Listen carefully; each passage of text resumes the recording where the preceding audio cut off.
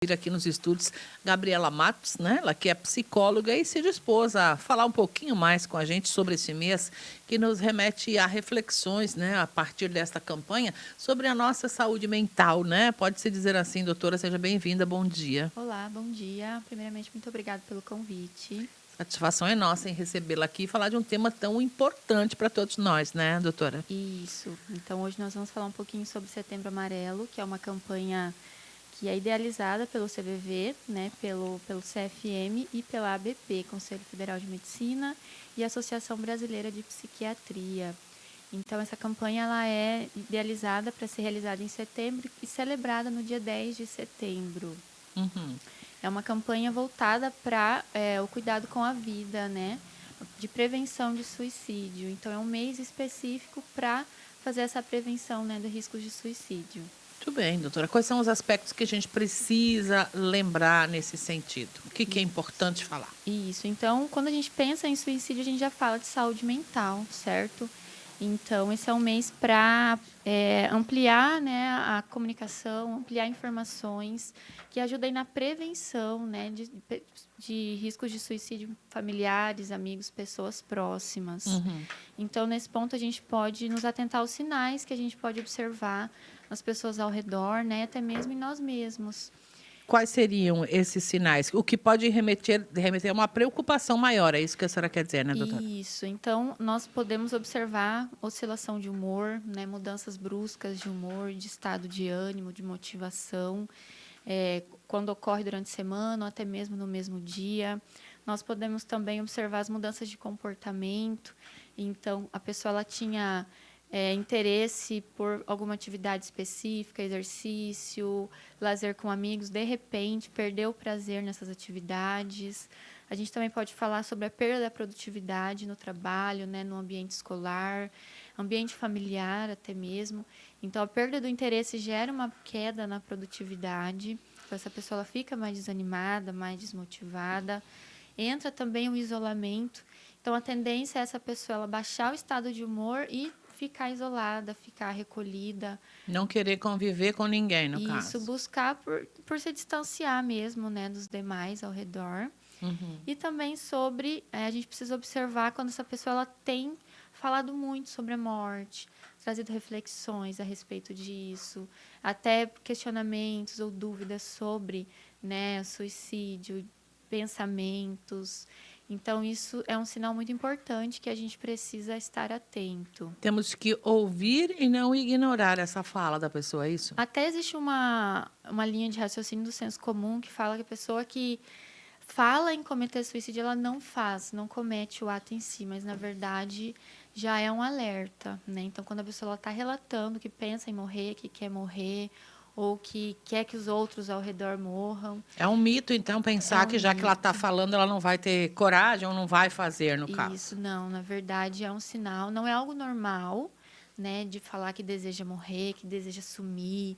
Eu quero sumir, eu quero desaparecer. Não é um pensamento normal e saudável. Então, é sim um sinal de que essa pessoa ela está já sintomatizando que algo não está bem. Né? Certo. Sim, percebeu isso. Qual é a recomendação para que faça? Quem está lidando com essa pessoa deve fazer o quê, doutora? A princípio, ouvir atentamente, empaticamente, né? E orientar que essa pessoa busque apoio, busque ajuda. Se é um familiar, né, essa pessoa pode tomar iniciativa, agendar um profissional, né, da psicologia, da psiquiatria, para estar fazendo, né, iniciando esse processo terapêutico. Já se é um amigo mais distante, além de oferecer apoio, né, um ombro, os ouvidos, orientar, pedir que essa pessoa busque, né, esse apoio e também contatar os familiares. Então, os familiares, nesse ponto, eles ocupam um papel fundamental, né, de acolhimento ali desse paciente, né, desse familiar. Pessoa.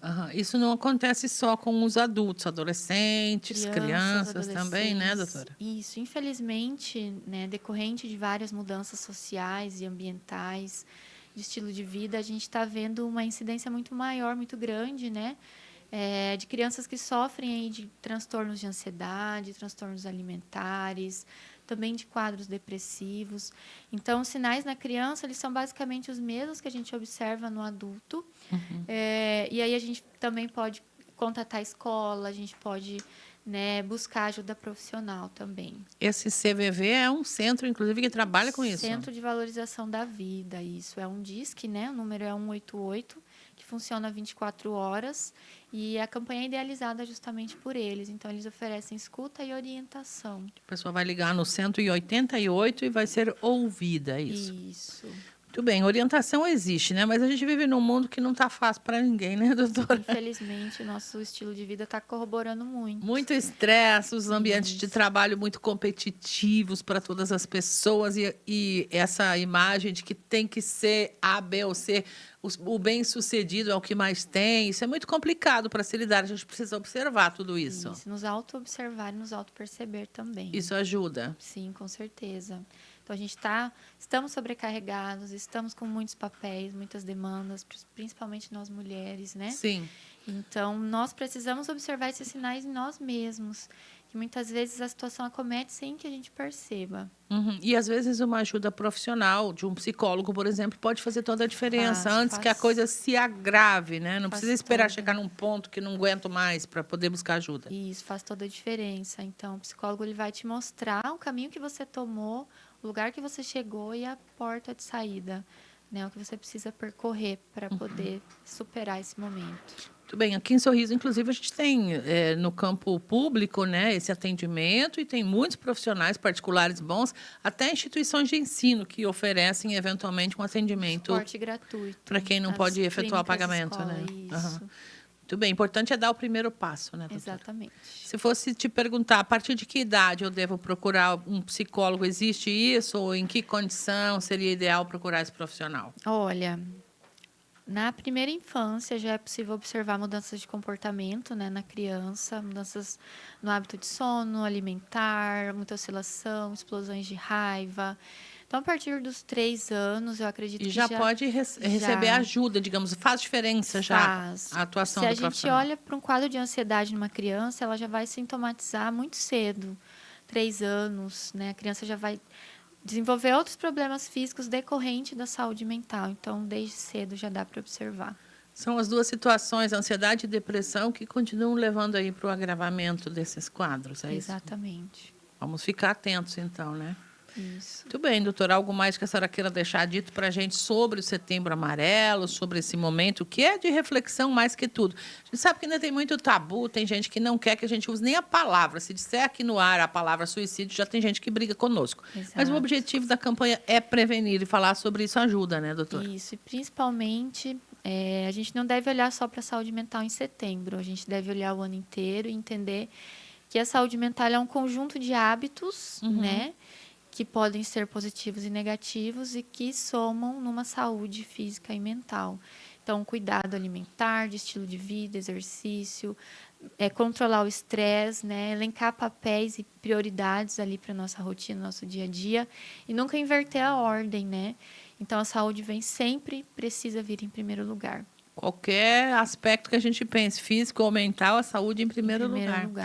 É uma coisa importante de destacar o que a senhora disse agora, a atividade física, que está diretamente relacionada a um bem-estar que a pessoa consegue desenvolver. Tem gente que não sabe ou não quer levar isso a sério, não pratica atividade física e fica sem isso, né? Exato. Tem algumas pesquisas que mostram que a prática de atividade física regular tem o mesmo efeito de antidepressivos e ansiolíticos. Olha só. Então, é uma prevenção, né? Mas para quem já está doente, adoecido, a prática de atividade física também contribui muito para o tratamento e a manutenção da saúde. Mesmo que esteja tomando remédio, é importante criar esse hábito. Porque daí o paciente ele consegue recuperar, né, e consegue estabilizar seu quadro muito mais rápido. Isso é uma ação no organismo mesmo, não é só no psicológico, né, doutora? São efeitos psicológicos, efeitos químicos também, né? Que a atividade física libera dopamina, serotonina, reduz cortisol, gera uma sensação de bem-estar, mais motivação, regula o nosso sono. Tudo, regula todo o nosso corpo. Não vai ser hoje que eu fiz atividade física que eu já vou ter o benefício. Isso é uma outra situação que precisa lembrar de conquistar. Pelo menos uns 2, 3 meses a gente já tem um efeito ali positivo. Que bom. Diga, Milena.